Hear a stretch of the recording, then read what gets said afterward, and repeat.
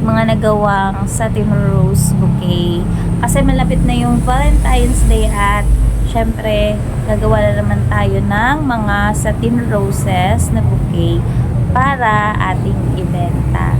Perfect ito ngayong Valentine's Day at kung kayo ay naghahanap ng extra income na pwede nyo pagkakitaan this Valentine's Day, umpisahan nyo ng pag-aralan na gumawa ng ganitong roses gamit yung ating mga satin ribbon. Ayan.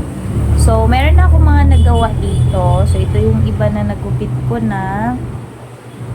Ayan, at naanuhan ko na ng glue. So, meron tayong purple, merong pink, merong blue, maroon. At papakita ko sa inyo yung mga nagawa ko na. And ito naman yung gagawin ko ngayon. Ayan. So, pakita ko muna sa inyo yung mga nauna kong nagawa. So, bago lang ako nag-start na gumawa, no? And last year nagbenta rin ako, gumawa ako and sold out din siya ka Sexy Fab and kinulang pa nga. So tinry ko lang naman siya na gawin and hindi ko siya in-expect na mabibenta siya and na sold out siya. So pakita ko sa inyo yung mga nagawa ko na. So ayan, Sexy Fab yung mga nagawa ko na satin roses na bouquet. So, ayan yung 3 roses. Kaso lang, ito siya, hindi siya perfect na pagka-rose compared dito. No? So, syempre, pagka first timer tayo, hindi naman tayo yung agad magaling. No? So, kailangan natin ng matinding pag-exercise or pagpa-practice ng ating mga gawa. So ito kasi nagkamali lang ako dito sa pagdikit sa ilalim. Kaya hindi siya ganun ka buka compare dito sa mga nagawa ko. Ayan. So okay lang yan kasi mabebenta pa rin naman natin yan. And kinagandaan dito kasi may lights na to. So gagawa pa rin ako ng malalaking bouquet. Inuna ko lang tong mga single kasi mabibenta din yan sa mga nagtitipid. Ayan. Ganyan siya pag may lights. Ayan. Tapos, yung sticker na yan, yung Happy Valentine's Day, in-order ko lang din yan online. No? So, yung mga materials ko ay sa Shopee ko na order. So, ayan, yung aking gawa. Noon na talaga akong gumawa Sexy Fab, hindi pa ganyan kagaganda, no? Talagang maraming trial and error, and hindi siya ganun kaganda yung wrapping ko dati. And, ayun, practice lang, and, no, so, practice lang, and marami namang mga available na tutorial ngayon. No, pwede kayong manood sa TikTok, sa YouTube, no, sa Reels, no, doon lang din ako natuto, nanonood lang ako ng videos, no, kasi syempre pag natuto tayo, pwede na natin yan pagkakitaan, no. So pakita ko sa inyo yung mga nagawa ko na naman pon. Yan siya, Sexy Fab. So ito yung nagawa ko. So lang talaga to, matrabaho kasi kailangan mo siyang i-fold. So ganito siya, tapos ito yung panukat ko. Ito. Or kahit yung mga ID nyo, ganyan. No? Tapos, yan, sukat lang yan siya dito. Ganyan lang siya kalaki. Tapos, ganito gawin nyo, ganyan. Po-fold nyo siya, ganyan. No? Kaya yung result is magiging ganito siya pag pinagdugtong-dugtong siya. So, ito, to siya? 17 petals. Ayan, ang gawa ko. Ayan. Tapos, andito din yung mga ribbon ko sa pakita ko sa inyo. Dito yung ribbon ko. Diyan ko nilagay sa stante. Yan, yung mga ribbon ko. So, natira ko pa to last year na Valentine's Day kasi nagtinda ako last year. And ayun nga, nag-sold out siya last year. Tapos, ito yung mga wrapper. Yan, ito naman yung wrapper ko. Ito yung gagamitin ko ngayon. Tapos yung iba dito sa baba. Wala pa kasi akong lagayan sexy fob, kaya yung wrapper ko dyan ko muna siya pinaglalagay, no? So sa paggawa ng satin flower, hindi siya ganun ka-easy. So, kung titignan nyo siya, lalo na dun sa mga tutorial, kung titignan mo sila, very easy lang nila gawin, pero hindi siya ganun kadali kasi marami kayong maranasan, like mapapasok kayo ng glue gun, yung kamay niyo mapupuno ng glue. Ayan, tapos basta matrabaho siya sexy fob, pero aralin nyo lang kasi wala namang bagay na hindi na pag-aaralan, basta matyaga lang kayo.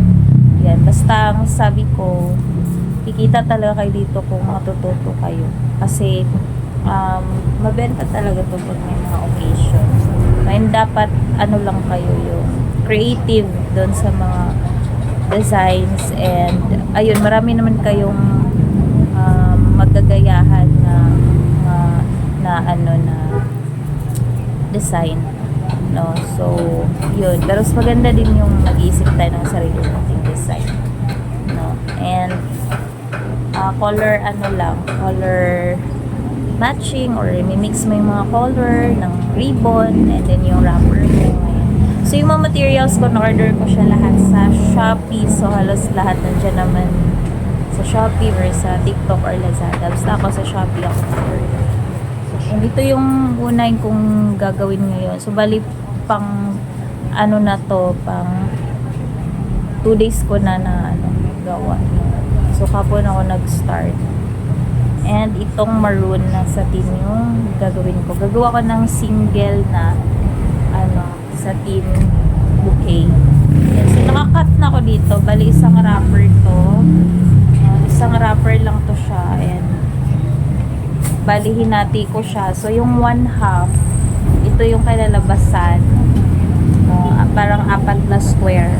Tapos isang square, nati ko siya. Ayan. So bali, ganito siya. Yung 1/4. Tapos yung another half niya, ito siya. Gugupitin ko pa kasi ito yung gagawin natin na tail sa ating bouquet.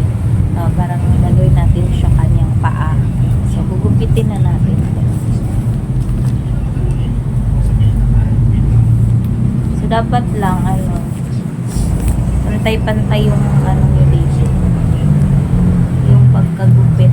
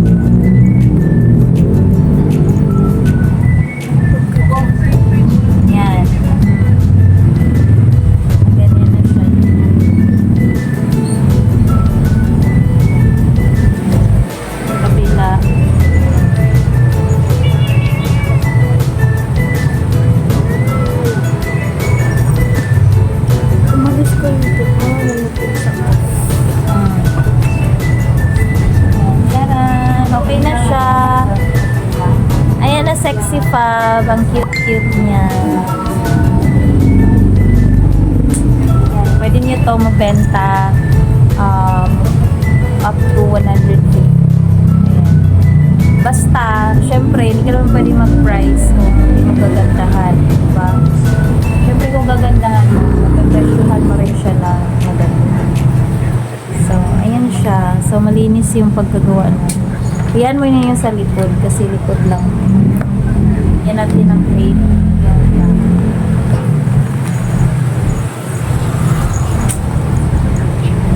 So, yun lang. Sexy Fab. Thank